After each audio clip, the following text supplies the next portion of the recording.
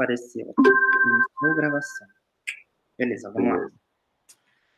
Bom, senhor Wilson, faz tempo que a gente não se vê, né? Faz tempo que a gente não convive. Eu e o Marco Bogado, do Literatura Cotidiana, a gente começou esse canal aí agora, né, no meio dessa pandemia e tudo mais. E a ideia é conversar com pessoas, brasileiros, amigos nossos que estão por aí, pelo mundo, e vivenciando essa pandemia nas mais variadas formas, nas melhores e nas piores situações. Acho que pior que o brasileiro que está aqui no Brasil mesmo não tem, mas vamos lá, né?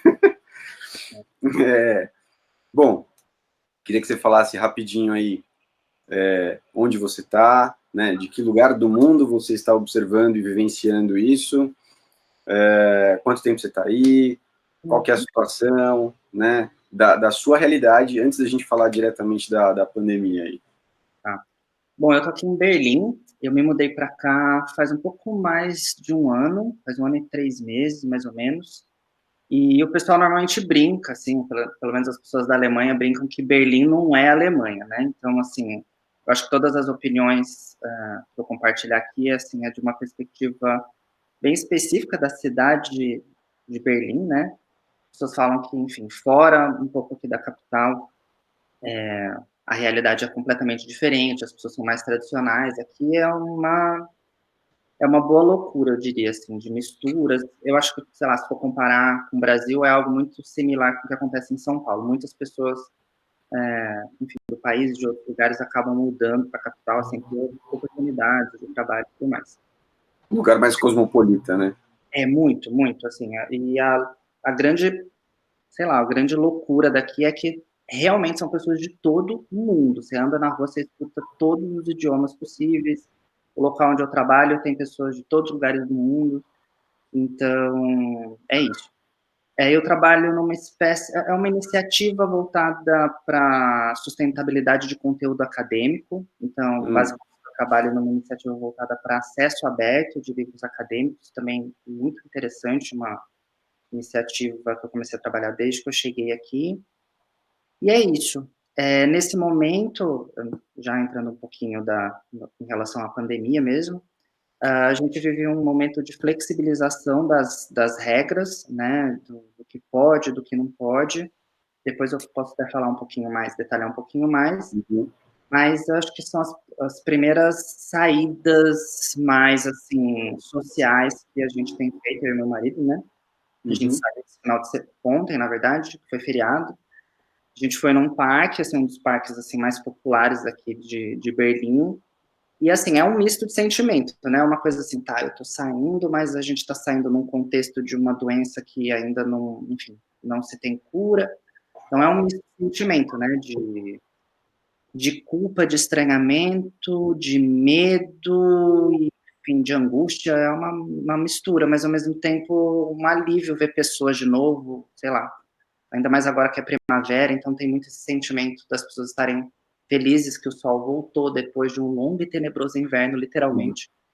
E tem sei lá, essa angústia de sair, de querer ir para a rua, de querer tomar um sol e ficar na beira de um rio, que nem todo mundo gosta de fazer aqui.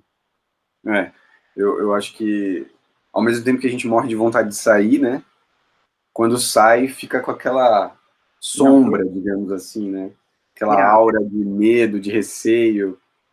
E assim, acho que um dos maiores sentimentos que eu tenho vivenciado, assim, esses últimos dias é um misto, assim, sendo um estrangeiro, um imigrante, né? As pessoas usam termos diferentes aqui para pessoas que são imigrantes, tipo expats, mas assim, gente, a gente é imigrante, independente se tem passaporte ou não. Eu acho que para mim o mais doloroso mesmo de lidar é um sentimento de culpa também, sabe? De ser um brasileiro, de amar o meu país, amar a minha cultura, e tá numa estrutura é muito bizarro, é quase como se você estivesse num mundo paralelo, assim, onde as decisões são tomadas com base na ciência, onde a Angela Merkel, antes de fazer qualquer pronunciamento, ela se consulta com virologistas e cientistas, e basicamente é o que se parece, é o que é o mais racional de fazer, e você vê um outro lado da moeda, que é o que está acontecendo no Brasil, onde minha família e os meus amigos moram. Então eu saio na rua e eu não consigo me desconectar desse sentimento, do tipo assim, puta, eu moro num lugar muito bonito, sei lá, tem a natureza é uma coisa muito presente aqui, né, então tem rios em todo lugar, você sai, você fala, nossa, que delícia, tô aqui aproveitando um sol, tô, sei lá, curtindo o dia, e você fala, cara, assim, os meus amigos estão se ferrando, a minha família tá numa situação sem perspectiva com o presente que a gente tem hoje, então, não é um sentimento completo, assim. Entendi.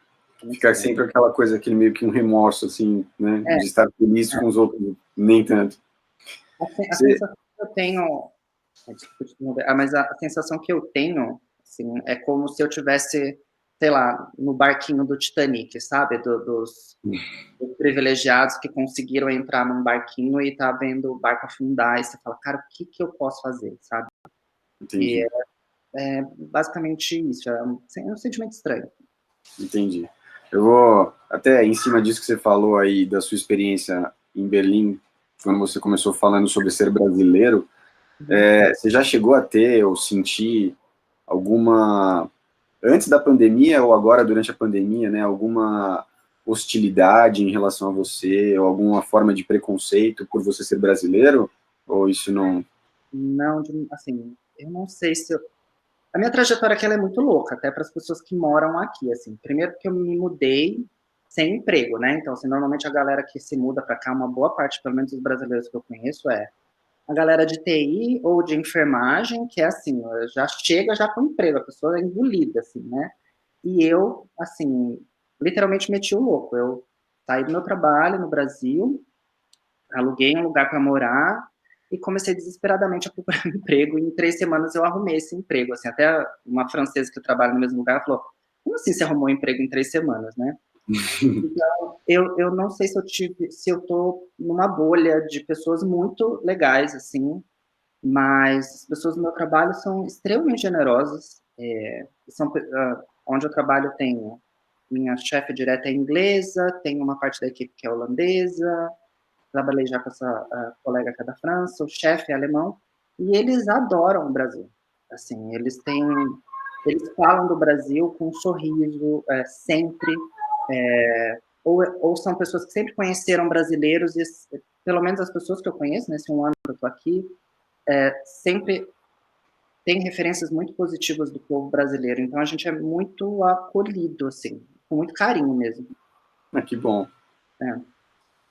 bom, né, que ainda exista isso e que continue assim, tomara, né?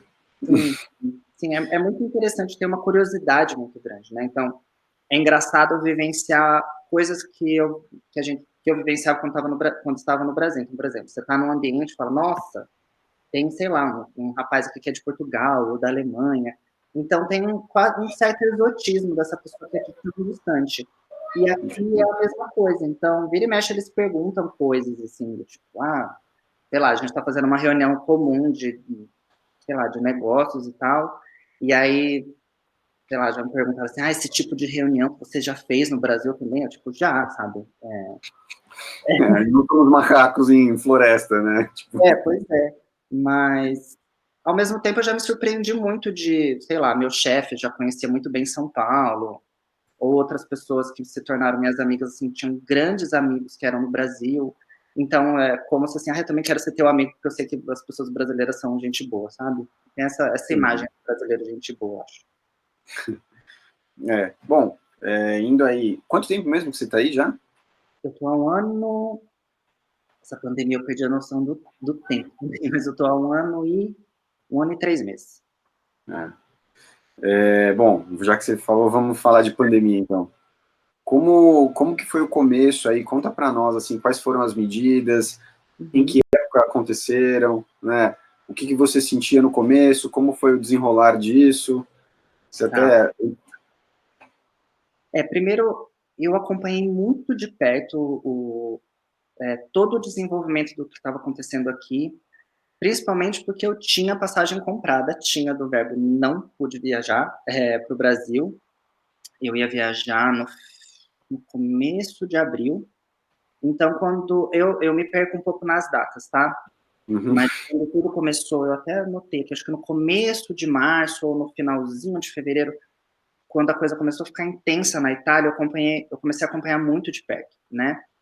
Então acho que no final, se não me engano, no final de fevereiro, exato, foi que tudo começou a se espalhar aqui de uma maneira mais intensa. Então, a gente teve um grande número de casos confirmados na divisa com a Itália, que é na região sul, e na região de Colônia também, onde teve o carnaval. E a gente está bem no alto do mapa, a gente está na região nordeste, assim, está no cantinho direito do mapa, vamos dizer assim. Sim. Então, realmente parecia algo como uma invasão zumbi, assim, vindo de baixo e da esquerda do mapa, e a gente bem ali no cantinho. No começo, quando eu comecei a acompanhar, eu acho que todo mundo, assim, meio que começou a acompanhar isso de uma maneira quase brincando, saca? Então, eu tirava print do mapa, e assim, uma coisa que surpreendeu muito aqui é como a informação era consolidada de uma maneira muito rápida e muito rica. Então, você tinha uma noção muito clara de que regiões estavam sendo afetadas, assim, a tempo real. Era uma coisa, sei lá, cada 3 horas, toda a mídia estava atualizada com novos dados. Então, a coisa foi ficando cada vez... Dados verdadeiros, né? Dados reais, né? Exato, exato, exato. Então, foi bem assustador, porque a coisa começou a vir de baixo para cima, da esquerda para a direita, no sentido de Berlim.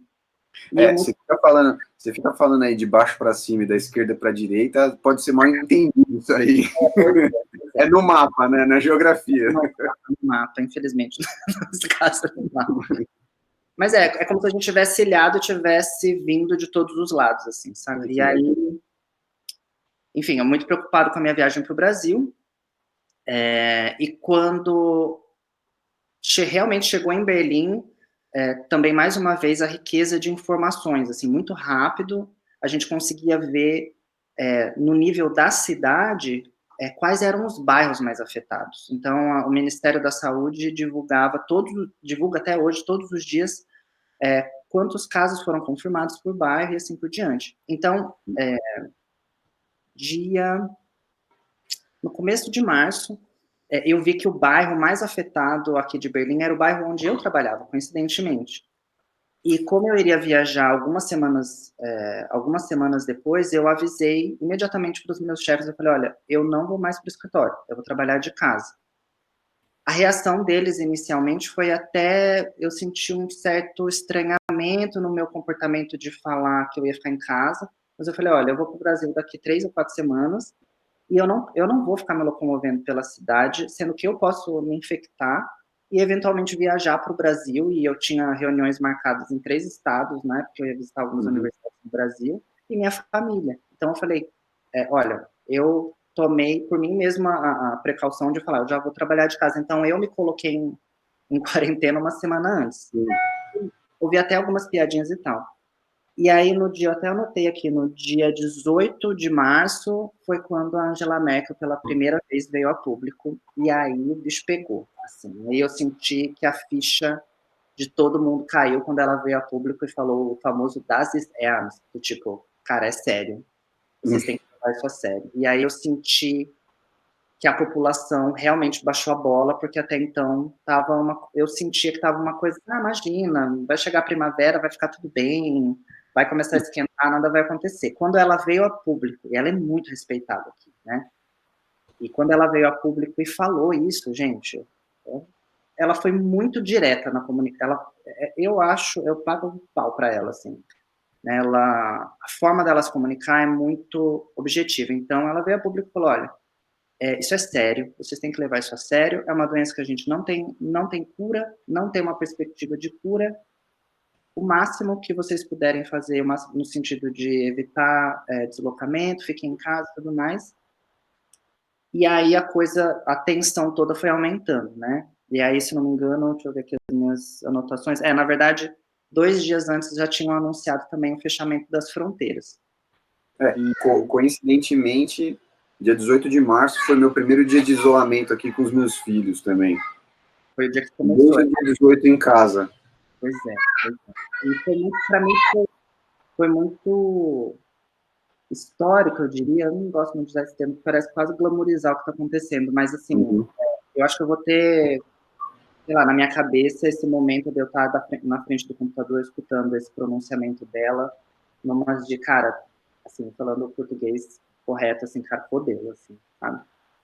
E aí, mas eu acho que o baque para mim mais forte foi quando fecharam as fronteiras, assim. Foi um momento para mim de blackout emocional mesmo, né? Porque até então eu estava tentando, da melhor forma possível, manter uma positividade, vai dar tudo certo, daqui a pouco eu vou para o Brasil, visitar minha família. Quando anunciou, fechou a fronteira, e do tipo, isso nunca tinha acontecido até desde a Segunda Guerra, e eu pensei, cara, eu tô preso.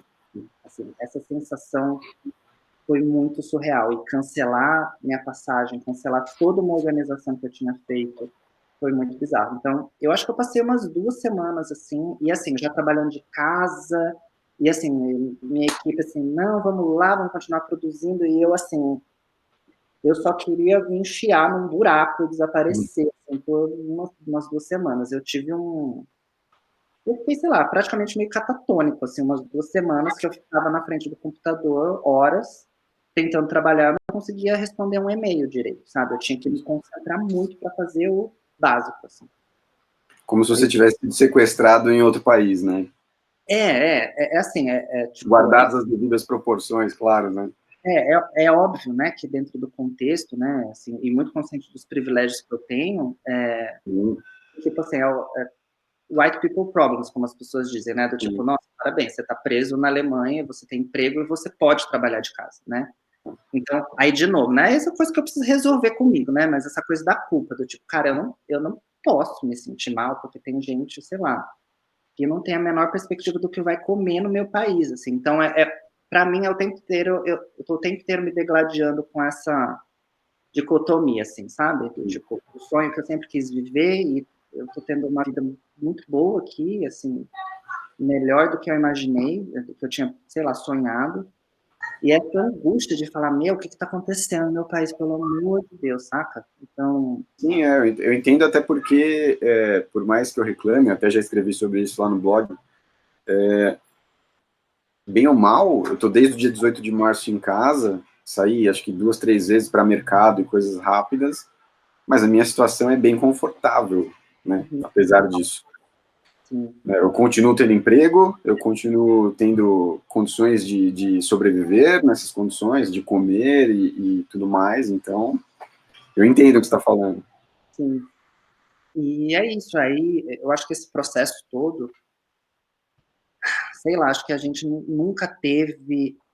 Eu acredito que nós somos uma geração, especialmente a nossa, assim, de 20 anos, não tô brincando, a nossa geração, a galera, toda essa geração que está vivenciando isso, a No gente meu caso, há 20 anos eu tenho 20 anos, né?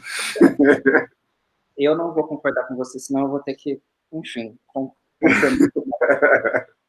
Mas eu acho que nós somos uma geração do podemos tudo, assim, né? Eu acho que a gente não vivenciou tantas crises, talvez, como os nossos pais vivenciaram, então a gente é a geração do, eu posso tudo, vamos mochilar, vamos viajar, vamos conhecer o mundo, você trabalha junto uma grana e, né, mochila nas costas e vai. Com um E, certo otimismo e uma certa arrogância sempre ali presentes. né, e aí a gente tem toda a questão das mídias sociais e da gente o tempo inteiro, né, trabalhando os nossos egos através desses canais e tal, e de repente uma situação fala para você, cara, você não pode fazer tudo o que você quer, e você não pode, né, você vai ser julgado pelas outras pessoas se você decidir fazer tudo o que você quiser sem pensar no coletivo. Então, assim, longe de romantizar isso, cara, é um baque muito grande, é uma inversão de valores para tudo, né, para o nosso trabalho, para as nossas relações. Eu voltei a falar com pessoas, com amigos que eu não falava há muito tempo, sei lá, já conversei com pelo menos 3 ou 4 amigos que estavam tendo crise de ansiedade pesada, assim, e Isso é complicado, né? numa de troca mesmo, né, porque longe de não estar tendo os mesmos problemas, mas eu acho que é importante nesse momento você não entrar numa de negação, né, imagina, tá tudo bem, tá tudo certo. Eu acho que cada pessoa tem um perfil, e cada pessoa está lidando com isso de uma forma, mas eu acho que uma das coisas que a gente pode fazer, que eu tenho aprendido nesse processo, é estar atento às pessoas que estão do nosso lado. Eu acho que às vezes a gente pensa muito no coletivo, que é extremamente importante no Brasil todo, etc.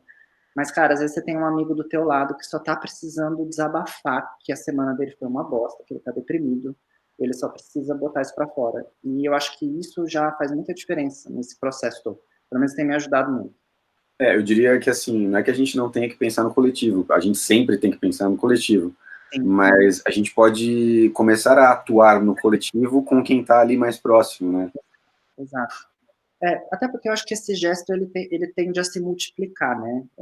Pelo menos idealmente, né? Se você, sei lá, se você tá num dia bom e você pode escutar teu amigo, né? E de repente ele vai fazer a mesma coisa com outra pessoa, não sei, para mim me parece uma forma de criar uma cadeia de algum tipo de... Corrente do bem, digamos assim, e de ação, né? Ativa de fato. Sim, sim. Não ficar, sei lá, mudando foto de perfil no Facebook com palavras de ordem e tal, mas assim, de fato, cara, você tá precisando de ajuda? Você, sei lá, você tem alguém para ir no supermercado? Você tá precisando, sei lá, de algum outro tipo de ajuda que eu possa colaborar? Então, não sei, acho que são esses sinais que a gente tem que ficar atento também, né? Ou aquela coisa assim, né? Ó, liguei, pode falar. Exato, Né? exato, exato. Não, eu tive conversas, assim, eu me surpreendi até com, sei lá, com alguns contatos que eu tive com alguns amigos, assim, e não sei, eu redescobri o amor que eu tinha por algumas pessoas, não que eu não soubesse que eram pessoas queridas na minha vida, mas assim, sei lá, eu saí do Brasil e algumas pessoas eu sabia que eram minhas amigas, eu falei: "Cara, eu não sabia que essa pessoa era tão chave na minha vida", sabe, assim, eu preciso escutar o que ela tem pra mim, o que ela tem pra me dizer, eu preciso que ela me escute, assim. É muito doido, é uma doideira. É. Bom, vamos focar aqui no negócio. Como alguma coisa você já chegou a tocar aí na sua fala, mas vamos lá, como que aparece o Brasil na mídia de Berlim? Como o Brasil é retratado, o nosso presidente, assim, e Só tudo notícia que boa, só é, notícia boa. os nossos vários ministros da saúde que estão ali sendo É, trocados, meu da Deus do céu. justiça, entre outros. Né, pois é, não dá tempo de acompanhar, né, quando você abaixa para amarrar o sapato, você levanta, já trocou o ministro da saúde. Então, a mídia, né, essa coisa da mídia. Cara, o que sai aqui, são basicamente é o que está acontecendo, e assim, até com certa recorrência o Brasil, sai na mídia aqui, né, então tipo, é bizarro, porque, sei lá, às vezes eu precisei pegar o metrô, eu precisei ir no dentista numa emergência no meio de tudo isso, que bom que tive uma emergência de dentista no meio de uma pandemia, né, enfim. E no, sei lá, indo pro dentista no metrô, naquelas telas que ficam, enfim, passando as notícias, estava lá uma notícia falando que o Bolsonaro tinha feito isso ou aquilo. E, enfim, essa semana também, acho que saiu no, não sei se foi no Der Spiegel, enfim, num dos principais meios de comunicação, basicamente, eu acho que eles não atacam tanto, mas eles reportam o que está acontecendo. Então, sei lá, na chamada era: o Brasil alcança X números de morte e o presidente, sei lá, chamou desde então tudo que está acontecendo de apenas uma gripezinha, né? E dentro desse meu grupo de trabalho, por exemplo, as pessoas vêm conversar comigo, né? E falam assim: não, ele falou isso mesmo? Tipo, é sério isso? Nossa, Aí, assim, a vontade é de cavar um buraco e, assim, enterrar, né, sempre. eu E sei bem, viu? isso sempre, isso sempre. Então, assim, sei lá, eu acho que eu lembro até de no Natal, a gente nos mercados de Natal aqui, que é uma coisa super famosa aqui, e de no meio da festa de Natal, assim, não, mas seu presidente também falou aquela coisa, você fica assim, cara, e isso é muito complicado, né, até, por exemplo, essa iniciativa que eu falei que eu trabalho diretamente com bibliotecários do Brasil, Uhum. e a imagem também que o Brasil, do mercado brasileiro para o mercado europeu, obviamente ela fica afetada, porque é como se você perdesse um pouco de credibilidade, né? Do tipo, sei lá, as pessoas que trabalham comigo, que nem eu te disse, são pessoas de diferentes lugares da Europa, né? E também, mais uma vez, não colocando a opinião europeia como a opinião né, áurea que tem que ser levada a sério. Mas é uma visão de pessoas de fora, que é assim, tem quase uma compaixão quando as pessoas vêm falar comigo do Bolsonaro, sabe? Do tipo, as pessoas elas já vêm assim, olhando para o chão, assim, do tipo Compadecidas, né? compadecidas, compadecidas. É uma coisa assim de. É, é quase um luto no falar delas, do tipo assim, eu lamento, assim, o tom é esse, cara, eu tenho pena de você ter esse presidente. E eu que adoro esse maravilhoso presidente que a gente tem, eu fico puto, assim, fico muito puto, eu fico, assim, enfurecido, entristecido, revoltado, e cada dia mais, mais uma vez, né, dentro desse processo de acompanhar o que está acontecendo aqui, seguir as regras do que a gente precisa seguir aqui, em paralelo ver o que está acontecendo no Brasil, chega uma hora que eu tenho que falar, cara, para, eu não vou ler mais notícia, eu vou ficar uma semana off, fazendo TikTok de receita vegana, que nem tá todo mundo fazendo, para não enlouquecer. Aí depois eu cuidadosamente abro um site de notícia do Brasil para ler de novo, para, sei lá, não ficar louco. Entendi. Deixa eu pedir um minuto para você, porque eu tô ouvindo um papai lá, eu já volto. Vai lá.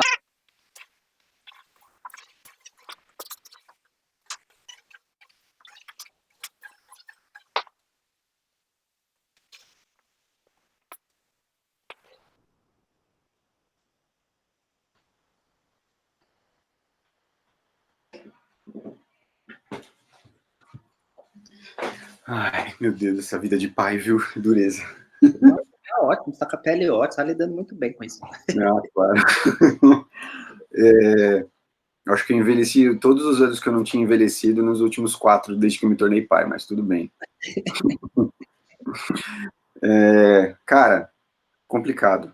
Eu ia te perguntar uma coisa em cima do que você falou aí a respeito do Brasil e tudo mais, e até tem a ver aí um pouco com a ideia de sustentabilidade, porque o ano passado a gente teve um ano complicado aqui em relação à Amazônia, com madas, né? Teve um dia em agosto que ficou noite aqui de fuligem em São Paulo, imagina, quilômetros de distância. E este ano a gente continua batendo recorde de queimadas e desmatamento. Uhum. Só que essas notícias estão sendo aí um pouco ofuscadas por conta da pandemia, Covid e tudo mais. Isso chega aí de alguma forma ou não? Chega. Tem até uma campanha, né, que aquela menina, a Greta Thunberg, lançou esses dias aí a respeito da Amazônia e tal. Também, eu acho que houve um embate também entre o governo alemão e o governo brasileiro sobre as opiniões da União Europeia e do governo alemão. Eu não acompanhei com tanta profundidade isso, assim, mas as notícias também chegaram. Então, eu sinto eles muito conectados com o que está acontecendo e eu honestamente, eu acho peculiar essa conexão com o Brasil, essa constância nas notícias aqui, né? Até um colega nosso que trabalhou com a gente uma vez postou no Facebook, eu, para variar, postei alguma coisa raivosa, assim, falando, olha como é que as notícias chegam aqui e tal. Ele, não, imagina, eu morei em Londres e eu não vi notícia, nunca vi a notícia do Brasil e tal. E, cara, aqui é sempre, né? Então, da Amazônia também, a mesma coisa. E às vezes eu fico sabendo porque os meus colegas do escritório vêm conversar comigo, do tipo, puta, tá acontecendo mesmo isso na Amazônia e tal. E eu, de novo, parece que assim, o tempo inteiro eu tenho que ficar me reportando, assim, saca? Tipo, explicando. Do tipo, tá, realmente tá acontecendo isso. Então chega, as notícias chegam sim. Né? Obviamente agora, com tudo que tá acontecendo, da mesma forma. E aí a gente entende, eu acho que a mídia é também um grande negócio, a mídia vive de lead, essas coisas, né? O Sim. jornalismo vive disso, então o que está dando ibope hoje é a pandemia, né? Então a gente sabe que você vai abrir qualquer página de qualquer jornal, provavelmente do mundo, e as notícias, sei lá, que vão estar ocupando 80% da página, vão ser sobre isso. Você vai precisar rolar ou procurar numa sessão especial para você ler informações, sei lá, de fora, para ter mais detalhes do que está acontecendo. É tenso. E tá tenso, né? Sim, sim. E sei lá, é muito complicado, mas também muito compreensível, porque as pessoas querem saber o que está acontecendo, né? Então, viram... Você continua mesmo aí na Alemanha acompanhando páginas ou noticiários do Brasil ou só dos veículos alemães? Não, sempre. Eu acho que um ano antes do Bolsonaro ser eleito, e foi quando eu tinha uma intuição muito forte que o Bolsonaro ia ganhar um ano antes, né? Desde então foi quando eu decidi, foi a cereja do bolo, assim, se tem uma coisa que eu posso agradecer ao nosso querido presidente, é ele ter me influenciado a tirar o meu passaporte alemão e decidido me mudar, porque um ano antes eu falei, ele vai ganhar, né? Tinha todo um cenário, todo um fla-flu já ali rolando, e foi quando eu dei início no meu processo de cidadania, e eu acho que desde então eu tenho tentado, dentro da minha personalidade, me envolver mais com... entender um pouco mais do cenário político no Brasil, entender mais sobre democracia, sobre todas as questões ao redor desse universo que a gente deixa tanto de lado, né, assim, na nossa formação, na formação de uma pessoa que não seja da área. Então eu sempre acompanho. Então eu tento buscar de fontes diferentes, né? Enfim, a gente sabe que tem toda uma questão de, esse veículo é contra o governo, ou esse não é, ou esse é a favor, enfim. Se bem que acho difícil ter a favor, mas enfim. Eu tento buscar em diferentes páginas. Então, tem dias, sei lá, que eu entro em 3, 4 páginas diferentes para dar pelo menos uma sapeada para saber o que está rolando. Entendi. Tá difícil, né?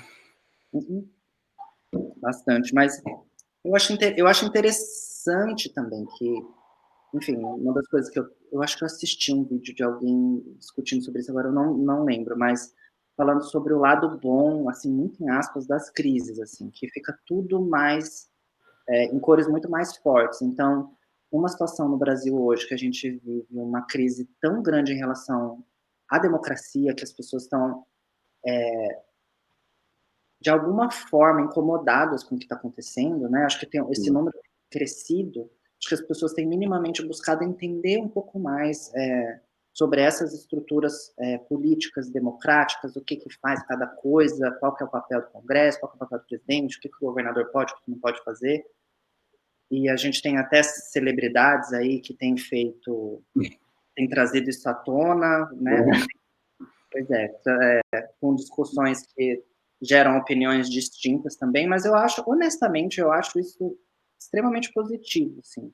Né? A gente, infelizmente, é um país de uma carência muito grande de educação, e se esse é o momento que as pessoas estão procurando isso, que isso ajude a gente a votar melhor nas próximas eleições, né, Tomara? Otimismo, hein? Sim, pois é, tem tanto, né? Beleza. Cara, brigadão por participar aqui, por conversar, por perder aí, dedicar o seu tempo, não perder, né? Dedicar o seu tempo aí a conversar aqui. Saudades de você, viu? A gente quase não se fala há bastante tempo aí, mas e boa sorte aí. Qualquer coisa, tamo juntos. Se precisar daquela ligação para falar e ouvir, estamos aí. Agora eu tenho seu telefone também. Você nem tem tempo, rapaz. Tem 2 filhos para criar. Pois é, meu. O pessoal nem sabe o que os apertos que eu passo, cara. Pois Tem gente que fala, pô, mas você tá em casa o dia inteiro, você não consegue ligar, você não consegue. Eu falei, não tem vezes que não dá tempo. 2 filhos, cara, um já é 2 ainda. Mas, enfim, obrigado também. Espero ter colaborado de alguma forma. Falo mais que, como dizem no interior da minha família, fala mais que a mulher do leite.